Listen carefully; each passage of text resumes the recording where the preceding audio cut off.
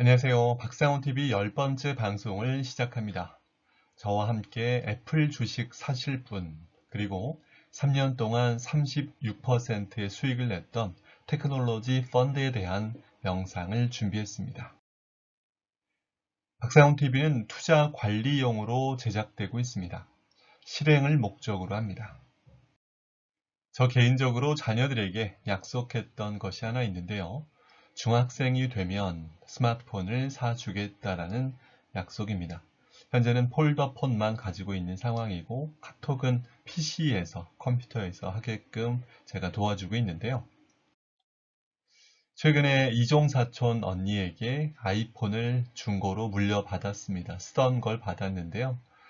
이 아이폰을 만지작거리면서 평소 아빠가 하던 그런 어떤 내용들을 듣더니 제 딸이 엊그제 금요일 날 이런 말을 했다고 합니다. 제가 너무나 신기해서 딸한테 물어봤습니다. 아빠 지금 뭐 궁금해. 어제 뭐 아이폰인가 애플인가 해가지고 물어봤던 거 있잖아. 그 시리야 시리. 그러니까 자 시작 한번 해봐. 시작. 애플 주식 얼마야? 라고 물어봤는데 그리고 나서는 그냥 주식 한다고 얘기하는데 아빠한테. 그랬구나. 근데 1달러에 얼마야? 라고 물어봤어? 어. 1달러에 얼마야? 라고 물어보니까 대답해? 아빠! 그랬구나. 말해. 현재 애플 아이폰은 55만 원부터 매입 살 수 있는 것 같고요. 애플은 주식, 이 회사의 주식은 한 주당 13만 2천 원 정도의 주식을 살 수 있습니다. 저는 지난 8월 28일 유튜브 방송에서 이미 애플과 테슬라 주식에 대해서 언급한 적이 있습니다. 하지만 그때 당시는 제가 오른쪽에 적어놨던 것처럼 투자를 권유했었던 단계는 아니었는데요. 실제로 미국 주식 사냥에 나섰던 개인 투자자들, 동학개미를 넘어 서양으로 떠난 서학개미라고 얘기했었던 많은 개인 투자자들이 테슬라의 폭락으로 인해서 큰 폭의 손해를 봤다는 최근의 상황을 볼 수 있습니다. 애플은 액면 분할, 주식을 4개로 나누다 보니까 주식 수량이 171억 주가 됐습니다. 상당히 많은 수량이죠.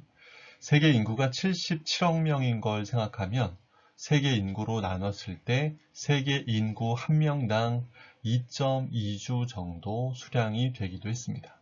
우리가 생각해 볼 것은 이렇게 많은 애플 사용자와 애플 주식 수량이 있는데도 불구하고 우리는 과연 애플 주식을 한 주도 갖고 있지 않다면 한번 생각해 봐야 될 문제가 아닐까요?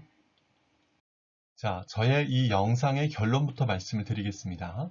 애플과 같은 기술주를 담고 있는 글로벌 테크놀로지 펀드를 매수하게끔 저는 권유하겠고요. 그 매수가 확인되면 그분들을 따로 그룹화해서 애플 주식을 살 수 있는 방법과 꾸준하게 애플에 대한 구독, 리포트를 점검하고 추적 관리할 수 있는 정보를 드리도록 하겠습니다. 일단 펀드로 시작할 이유는 두 가지입니다.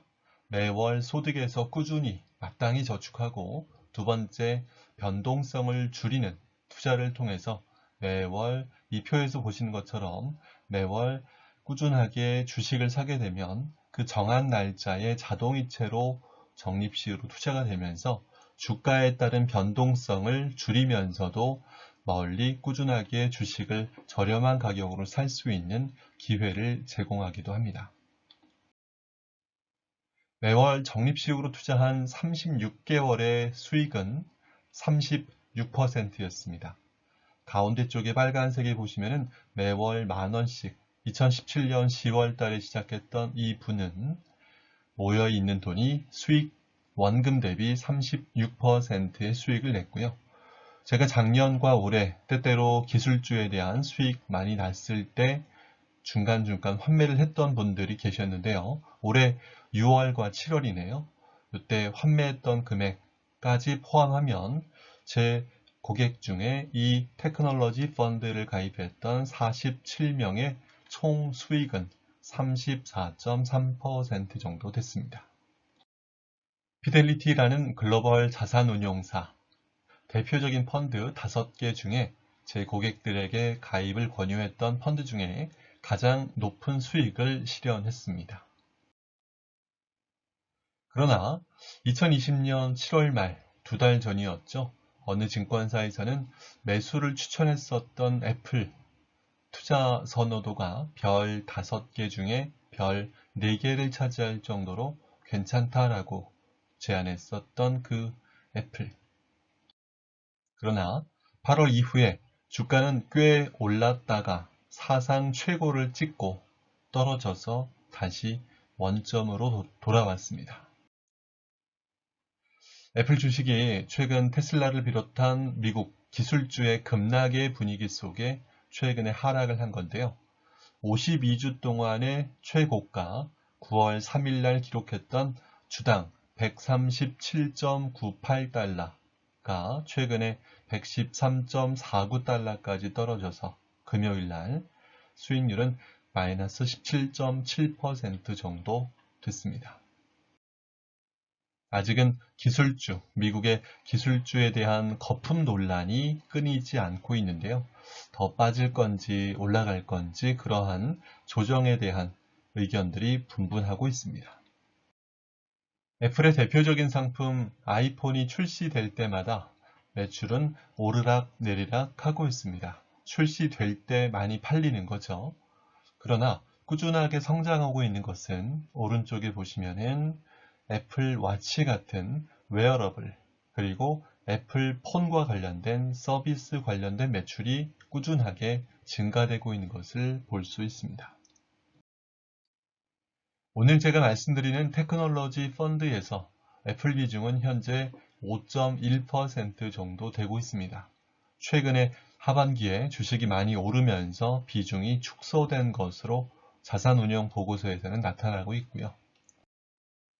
저는 애플에 대해서 공부하며 성장하는 미래에 투자할 분을 모집하고 있습니다.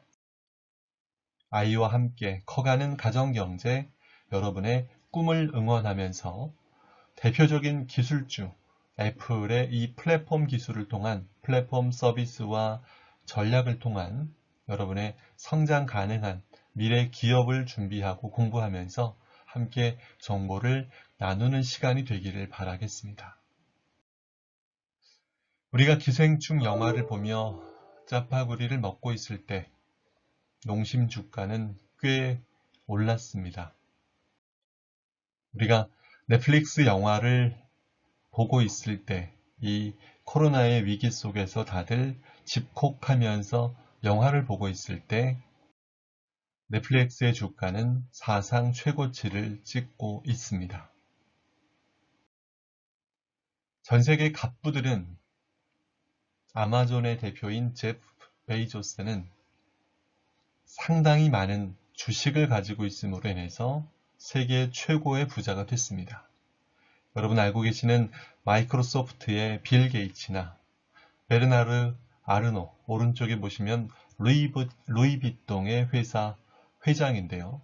이렇게 세계 많은 부자들은 그 회사에 주식을 가지고 있는 것처럼 우리 아이들도 성장하는 기업에 주식을 갖고 있는 부자 마인드를 갖고 있는 아이들로 성장했으면 좋겠습니다. 그게 모두 부모의 마음이겠죠.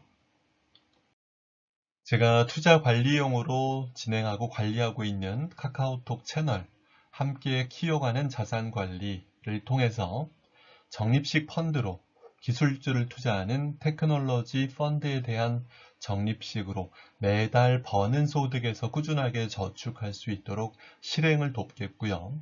두 번째, 그 실행을 하신 분들, 즉 펀드를 매수한 분들 대상으로 제가 애플을 주식을 매수할 수 있는 구체적인 방법과 애플에 대한 리포트를 꾸준하게 점검하면서 변화되는 트렌드를 공부하는 그런 과정으로 함께 하겠습니다.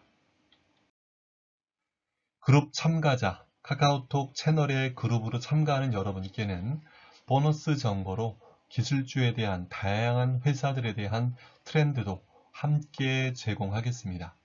저 스스로도 공부하는 마음으로 리포트를 구독하고 그러한 정보들을, 트렌디한 정보들을 여러분께 드리겠습니다. 최근에 제가 재테크 연구소라는 방송으로 박세인 전무와 함께 했었던 그 인터뷰에서 제가 들었던 정보, 아마 제2의 아마존은 우버가 될 것이다 라고 이야기했습니다. 저는 이 우버에 대한 정보도 추적 관리하고 싶습니다. 우리가 애플의 주식을 사고 우버의 주식을 갖고 있을 때, 아이폰을 만질 때, 그리고 나중에 해외여행을 나가서라도 우버 택시를 부를 때 주주로서 택시를 부르고 아이폰을 만지는 느낌은 다르겠죠. 질문 또는 제가 지시하는 키워드를 남겨주시면 그룹화돼서 관리가 됩니다. 화면 아래쪽에, 유튜브 화면 아래쪽에 버튼을 누르면 카카오 채널의 채팅창으로 바로 이동을 합니다. 오늘 제가 제안하는 키워드는 애플 구독입니다. 네 글자 애플 구독이 성장하는 미래의 기술주의 변동성을 줄이는 적립식 투자로 동행할 수 있는 시작이 되기를 바라고, 아이들과 함께 커나가는 주식을 통해서 성장하는 기업에 대한 관심을 갖는 트렌디한 정보를 얻어가고 나눌 수 있는 그룹에 함께 하시기를 바라겠습니다. 감사합니다.